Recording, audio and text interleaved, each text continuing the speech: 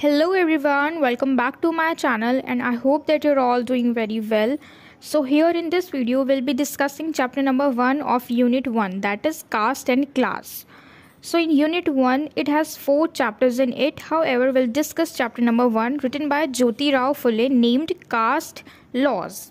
Before starting this unit, let's get to know something about our author, our writer, that is Jyoti Rao Phule. Okay, so as we all know that it won't come in your exam, they won't ask about the writer, about the author, but just because our own understanding will read it.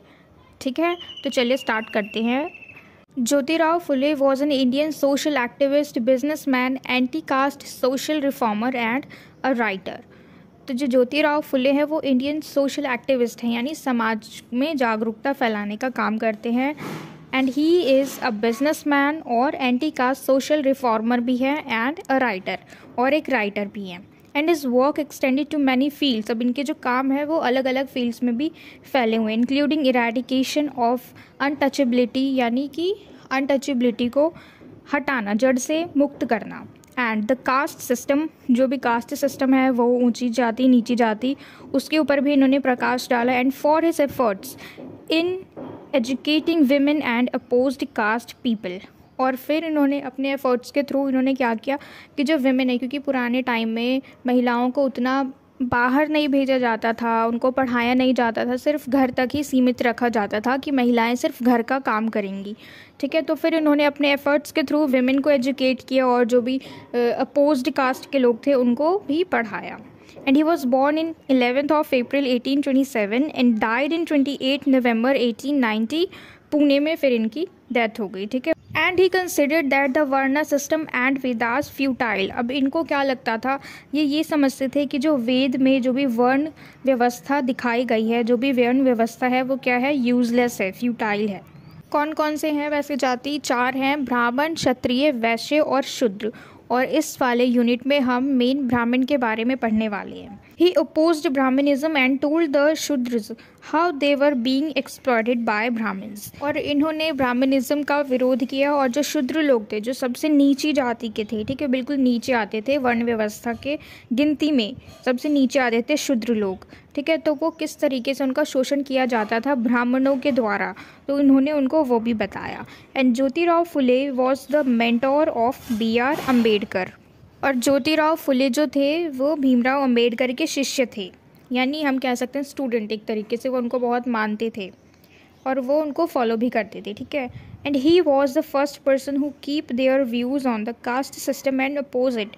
और यही एक ऐसे इंसान थे जिन्होंने caste system के ऊपर अच्छे से देखा, अच्छे से जाना, और फिर उसके बाद अपने व्यूज़ रखे और इसका विरोध किया. Caste Laws is an extract from the preface of the book Slavery published in 1879. और इस बुक में जो हम ऐसे पढ़ने वाले हैं कास्ट लॉज, ये किसका एक्सट्रैक्ट है? जो बुक पहले 1873 में लिखी गई थी जिसका नाम था स्लेवरी, तो ये उसी में से लिया गया है एक एक्सट्रैक्ट. ठीक है, तो इस ऐसे को हम आगे पढ़ेंगे इसी वीडियो में. And this book Gulamgiri remains Jyoti Rao Phule's most influential publication till date. और ये जो बुक है गुलामगिरी, ये बहुत ही ज़्यादा इन्फ्लुएंशियल पब्लिकेशन हुई. ठीक है, इनकी यानी बहुत ज़्यादा प्रभावित और सबसे ज़्यादा पसंद किया जाने वाला किताब भी ये रहा, स्लेवरी यानी गुलामगिरी. जैसा कि हम नाम से ही देख रहे हैं, कास्ट एंड क्लास यानी जाति और वर्ग. तो इसमें देखो पुराने टाइम में तो ऐसा होता ही था कि जो ऊंची जाति के लोग थे वो नीची जाति के लोगों पे बहुत ज़्यादा क्रूरता करते थे, बहुत ज़्यादा अत्याचार करते थे. तो इसमें हम वही चीज़ पढ़ने वाले हैं. ठीक है, तो इस एस्से में उन्होंने इस एस्से को पूरा ही नहीं लिख दिया, इन्होंने 3 सेक्शंस में इस एस्से को लिखा है.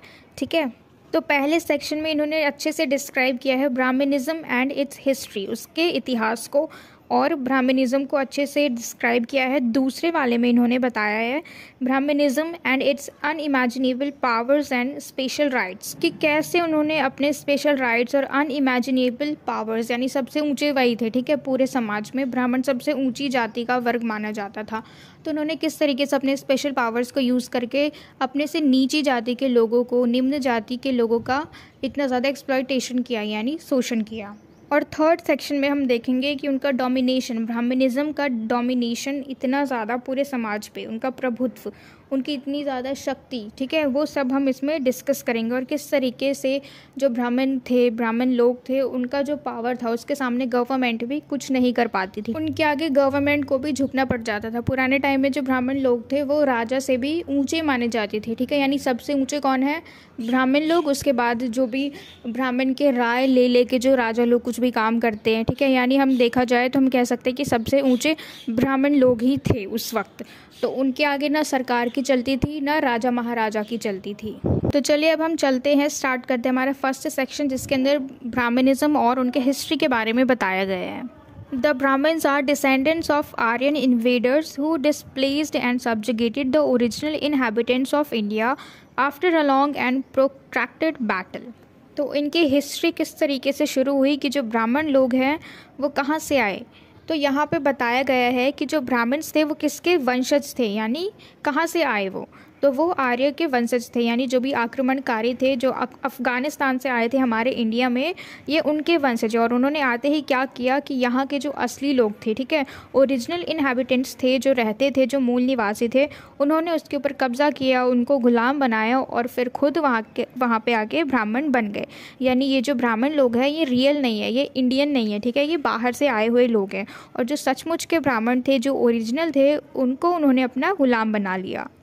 इसका सेकेंड पॉइंट है, the Brahmins retain the temperament of the Aryans who were arrogant, manipulative and full of high notion of themselves as evidenced in the titles that they conferred on themselves. अब ये जो Brahmins हैं ये अपना जो इनका एक स्वभाव है घमंडी का, ठीक है, मतलब एरोगेंट का, मैनिपुलेटिव का, तो उन्होंने अपना ये स्वभाव अभी तक बना के रखा है ब्राह्मण लोगों में, ठीक है। और इनका जो नाम है ब्राह्मण, ये एक एविडेंस है, ये एक सबूत है कि टाइटल उन्होंने खुद को दिया है ब्राह्मण, यानी सबसे ऊपर, सबसे ऊंचे। नेक्स्ट पॉइंट है इसका, the Aryans hated the aborigines because of the stiff resistance they offered. This is evident in the terms they used चंडाल, शूद्र, Mahar for the aborigines।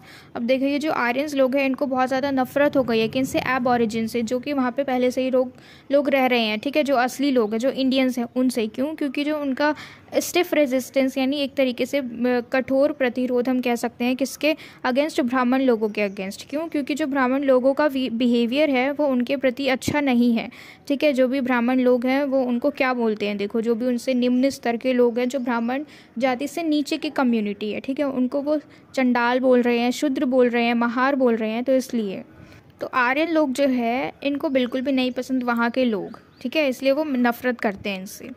Next point है हमारा, the struggle is chronicled in the Brahmans myths and legends in such a way as to portray aborigines in very poor light as cruel, unjust, ugly, etc. For example, in the war between the Devs and Daityas, the Daitya are presented as strong but dim-witted।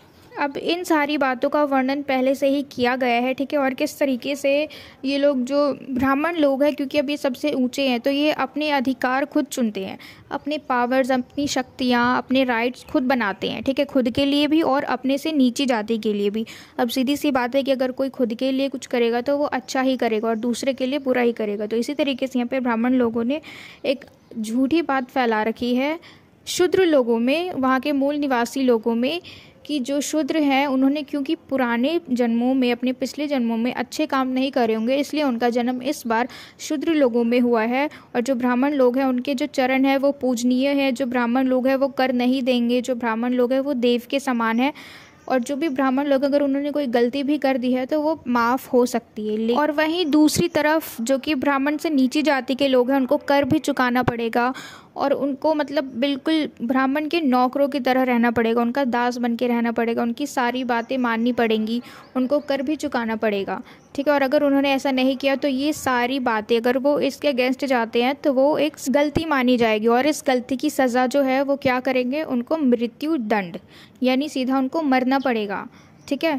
तो ब्राह्मण लोगों ने इस तरीके के कुछ rules बना रखे थे, तो इसलिए अगर वो उनके साथ अनजस्ट भी है, क्रूअल भी है, अगली भी है तो भी चलेगा। फॉर एग्जांपल के लिए यहाँ पे हमने देखा कि जब भी देव लोगों में और दैत्य में, यानी राक्षस लोगों में और देव में जब भी लड़ाई होती है, ठीक है, तो हम क्या देखते हैं कि जो भगवान लोग होते हैं वो बिल्कुल नॉर्मल रहते हैं और जो दैत्य हैं वो बहुत ज़्यादा बड़े विशाल दिखाए जाते हैं, है ना। लेकिन उसमें क्या दिखाया जाता है कि स्ट्रॉन्ग तो है लेकिन डिम विटेड है, यानी मंद बुद्धि है। नेक्स्ट पॉइंट है हमारा, राक्षस are portrayed as an evil in the Brahmin literature, but the term राक्षस denotes protection of the land. अब देखिए जो राक्षस शब्द है इसको किस तरीके से दिखाया गया है ब्राह्मण लिटरेचर में, एक evil की तरीके से, ठीक है, यानी बुराई। लेकिन ये जो टर्म है राक्षस, इसको किस तरीके से दिखाया जाता है कि वो लैंड की रक्षा करता है, यानी ज़मीन की रक्षा करता है। नेक्स्ट पॉइंट है हमारा, after subjugating the aborigines the Aryan subjected them to unimaginable cruelties. अब देखो गुलाम बनाने के बाद एबोरिजिन्स को, यानी वहाँ के जो असली इंडियंस हैं उनको गुलाम बनाने के बाद जो आर्यन है यानी ब्राह्मण्स लोग हैं वो क्या कर रहे हैं, अनइमेजिनेबल क्रूएलिटीज़, यानी जितना कि आप सोच भी नहीं सकते उससे भी ज़्यादा बुरा व्यवहार, उससे भी ज़्यादा अत्याचार वो लोग कर रहे हैं। किसके ऊपर? शूद्र लोगों के ऊपर, जो भी वहाँ पे नीची जाती है ब्राह्मण के बाद उन सब पे। अब वैसे ब्राह्मण के बाद तो 3 और है, क्षत्रिय, वैश्य और शूद्र, लेकिन इसके अंदर हम मेन देख रहे हैं शूद्र और ब्राह्मण को, क्योंकि ब्राह्मण सबसे ऊंची जाती है और शूद्र सबसे नीची जाती है। अब हम चलते हैं हमारा सेक्शन 2, जिसमें हम पढ़ेंगे Brahmanism and its unimaginable powers and special rights. तो इसका फर्स्ट पॉइंट है, the deep cunning of the Brahmins is evident in the intuition of caste. तो ये कितने ज़्यादा कनिंग है और इस बात का सबूत किस में है? इंस्टीट्यूशन ऑफ कास्ट में, यानी कास्ट के संस्थान में ये बात बिल्कुल कही गई है कि कितने ज़्यादा कनिंग है वो, ठीक है। Through this institution the Brahmans cornered all privileges and the Shudras and Ati Shudras were denied even the basic human rights. अब ये इतने ज़्यादा कनिंग है कि इस बात का सबूत हमें दिखाया जा रहा है कि किस तरीके से जो ब्राह्मण लोग हैं इन्होंने बिल्कुल ही कॉर्नर कर दिया, जो भी विशेषाधिकार उनको प्राप्त होने चाहिए, चलो विशेषाधिकार नहीं तो नॉर्मल ह्यूमन राइट्स जो होते हैं वो उनको प्राप्त होने चाहिए, तो वो उनको बिल्कुल भी नहीं मिले हैं। वो लोग डिप्राइव्ड हैं अपने राइट्स को लेके भी, यानी शूद्र जो लोग शूद्र हैं, जो शूद्र नहीं भी हैं, यानी अगर जो शूद्र है वो तो सबसे नीची जाति के हैं, और शूद्र के अलावा क्षत्रिय और वैश्य इनको भी इन्होंने ब्राह्मण लोगों ने इनके ह्यूमन राइट्स नहीं दिए, बेसिक राइट्स भी नहीं दिए हैं। नेक्स्ट पॉइंट है हमारा, the Shudra under Brahmanism was reduced to the status of an animal. अब देखो ब्राह्मण के अंदर, ब्राह्मणिज्म के अंदर जो शूद्र लोग हैं उनका जो स्टेटस है वो जानवरों से भी नीचे है। His life was not worth more than a cat, a frog और अ डॉग। और उनकी जो ज़िंदगी है वो एक बिल्ली, एक मेंढक या फिर एक कुत्ते से ज़्यादा नहीं है, उसके ज़िंदगी की कीमत सिर्फ इतनी है, यानी जानवरों के जितनी। For instance if a Brahmin kills any of these animals or a Shudra he can be absorbed of his sin by performing a fasting penance. अब देखो फॉर एग्जाम्पल के लिए हम देखते हैं कि अगर कोई भी ब्राह्मण इंसान है, ठीक है, कोई भी ब्राह्मण है और उसने किसी जानवर को या फिर किसी भी शूद्र कम्युनिटी के किसी भी एक लोग को मार दिया, किसी भी एक इंसान को मार दिया, तो वो इस पाप को धो सकता है। कैसे? एक तपस्या करके। और उसी दूसरी तरफ on the other hand if a शूद्र किल्ड अ ब्राह्मण ही हैड टू पे for it with his life. और वहीं दूसरी तरफ अगर किसी शूद्र ने किसी ब्राह्मण को मारा तो उसको इसकी कीमत अपनी जान दे के चुकानी पड़ेगी।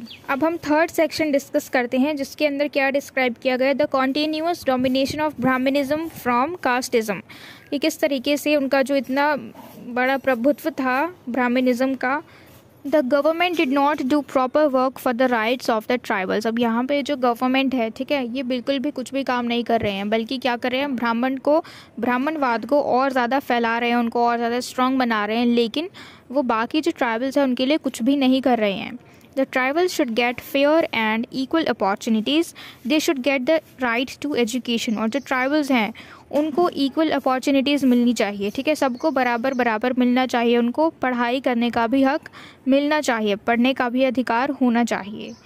They told getting the education is the only way to overcome from all these evils.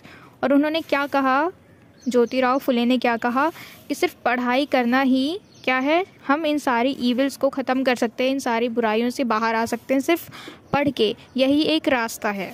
क्योंकि पुराने वक्त में जो ब्राह्मण लोग थे उन्होंने सबका, ब्राह्मण के अलावा जो भी जाति थे वहाँ पे, जो भी इंस्टीट्यूशन थे कास्ट के, उन सब में ये बात फैला रखी थी, ये मिथ्स फैला रखे थे कि जो भी अगर ब्राह्मण के अलावा जितनी भी जाति हैं, जैसे क्षत्रिय, वैश्य, शूद्र, इन सब का जन्म इसलिए हुआ है इसमें क्योंकि उन्होंने पिछले जन्म में कुछ गलत काम किए होंगे, ठीक है। तो इसलिए उनको मतलब बिल्कुल ही उनका माइंड सेट जो है बिल्कुल चेंज कर दिया, उनका माइंड वॉश कर दिया, तो लोगों को भी लगता था कि हाँ ये बिल्कुल सही बात है। जो भी शूद्र थे और या फिर जो भी कम्युनिटी थी उनकी, यानी उस वक्त जहाँ राजा की भी नहीं चली, जहाँ सरकार की भी नहीं चली, वहाँ पे सबसे ऊंचा कौन था? ब्राह्मण।